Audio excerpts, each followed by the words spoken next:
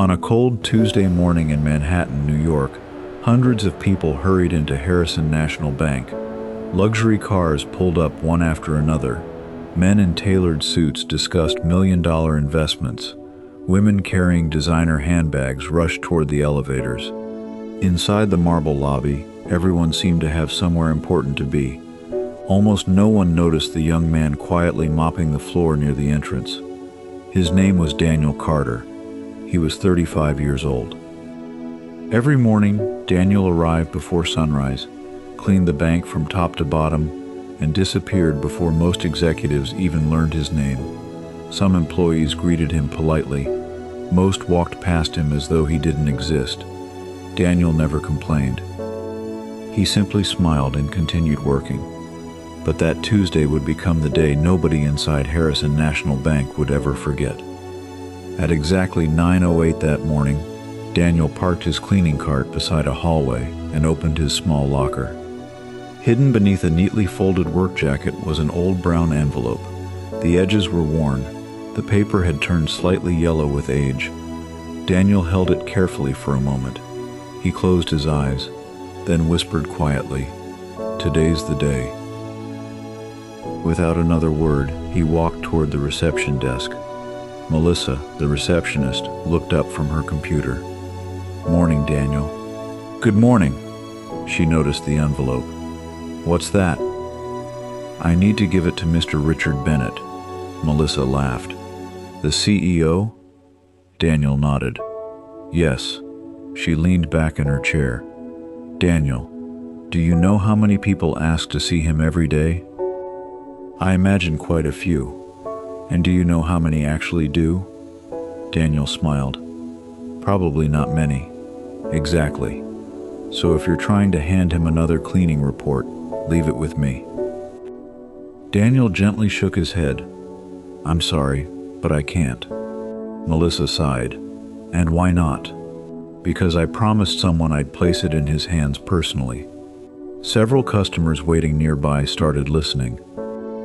One businessman smirked. "A janitor with an appointment?" Another quietly chuckled. Melissa crossed her arms. "Daniel, the CEO is in a board meeting discussing a merger worth hundreds of millions of dollars." "He isn't coming downstairs," Daniel answered calmly. "I believe he will."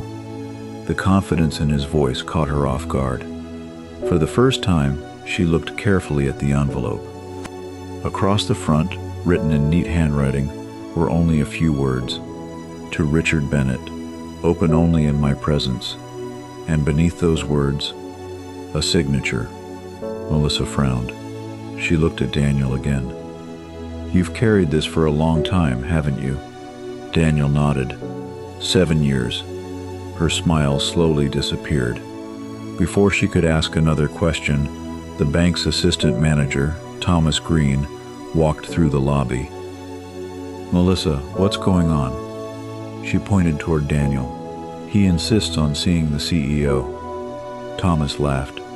"Our janitor?" Daniel politely nodded. "Good morning, Mr. Green." Thomas folded his arms. "I'm afraid Mr. Bennett doesn't have time." Daniel remained respectful. "I understand. So you'll leave?" Daniel smiled softly. "No, sir." "I'm going to wait." Thomas looked annoyed.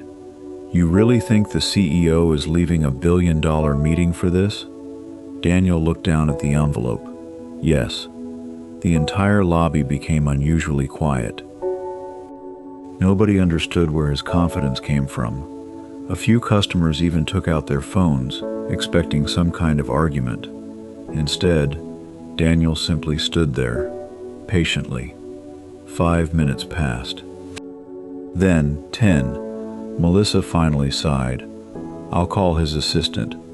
She dialed upstairs. "Hi, Jennifer. There's a janitor here asking to see Mr. Bennett." A pause. "No, I know." Another pause. "He says it's personal." She listened again before rolling her eyes. "I told him that." Then she looked down at the envelope once more. "Wait." She slowly read the signature aloud. "Daniel Carter, Silence. Jennifer's voice suddenly changed. "What did you say?" Melissa repeated the name. Within seconds, Jennifer replied, "Don't let him leave." Melissa blinked. "What?" "Don't let him leave. The CEO is coming downstairs." She slowly lowered the phone. Her face had turned pale. Thomas frowned. "What happened?" Melissa swallowed. "Mr. Bennett is coming." The lobby fell silent. Customers looked toward the elevators. Employees stopped typing. Security guards straightened their uniforms. Nobody could understand why the CEO of one of New York's largest banks was leaving an executive board meeting for a janitor. A few seconds later, the elevator doors opened. Richard Bennett stepped out. His expensive suit was unbuttoned, his tie slightly loose. He looked around the lobby until his eyes landed on Daniel. Then something happened that nobody expected. The CEO walked directly toward the janitor, stopped in front of him, and quietly said, "I've been looking for you." Every employee stared in disbelief. Thomas almost dropped the folder in his hands. Melissa covered her mouth. Daniel smiled gently. "I know." Richard looked at the envelope. "You kept your promise." Daniel nodded. "I gave my word." The CEO slowly accepted the envelope with both hands, almost as though it contained something priceless. His hands trembled as he opened it. Inside was a single handwritten letter and an old black and white photograph. Richard stared at the picture. His eyes immediately filled with tears. The people watching couldn't believe what they were seeing. The most powerful man in the building was crying. Richard looked up at Daniel. "My father kept talking about you." The lobby became even quieter. Daniel smiled sadly. "No, he talked about my father." Richard looked confused. Daniel took a slow breath. 28 years ago, my father worked construction on this very building. One afternoon, a scaffold collapsed. Your father was trapped. Everyone ran. My father didn't. He climbed back into the falling structure and pulled your father to safety. Richard's hand shook. "He saved my father's life?" Daniel nodded. "But during the rescue, my father was badly injured. He never fully recovered. Before he passed away, he handed me that envelope. He told me, 'When the time is right, give this to Richard Bennett, not because we want anything, but because a promise should always be kept.'" Richard opened the letter completely. It wasn't a request for money. It wasn't a demand. It wasn't even a reminder of the debt. It simply read, "If you're reading this, then my son kept his promise. I never saved your life expecting a reward. The greatest wealth a man can leave his child is not money, but integrity. If Daniel delivers this letter himself, you'll know I raised him well." Richard lowered the letter. For several moments, neither man spoke. Finally, Richard stepped forward and hugged Daniel. The lobby erupted into complete silence. The employees who had laughed earlier couldn't even look Daniel in the eye. Thomas slowly walked over. "I'm sorry. I judged you without knowing your story." Melissa nodded. "So did I." Daniel smiled kindly. "We all judge people sometimes.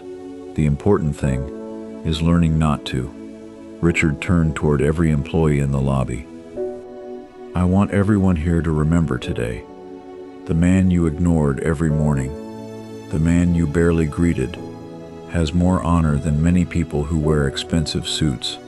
He looked back at Daniel. "From today, you'll never have to push that cleaning cart again." Daniel smiled. "I appreciate that, but I'd like to finish today's shift." Everyone laughed softly. Richard smiled through his tears. "I expected you to say that." 3 months later, Daniel was appointed Director of Community Outreach for the bank. leading programs that supported struggling families, scholarships for children, and emergency assistance for workers facing financial hardship. He accepted the role not because it made him important, but because it gave him the chance to help people who once stood exactly where he had. Sometimes, the people the world overlooks are carrying the greatest stories. Sometimes, true wealth isn't measured by a bank account. It's measured by character. Before you judge someone by their uniform, remember Daniel Carter, because respect costs nothing, but giving it can change someone's life forever. What would you have done if you were standing in that bank that morning? Would you have laughed or listened? Share your thoughts in the comments below. And if this story touched your heart, don't forget to subscribe to Mindful Narrative Tales, because our next story begins with a homeless veteran walking into a luxury hotel, and what happened next shocked everyone.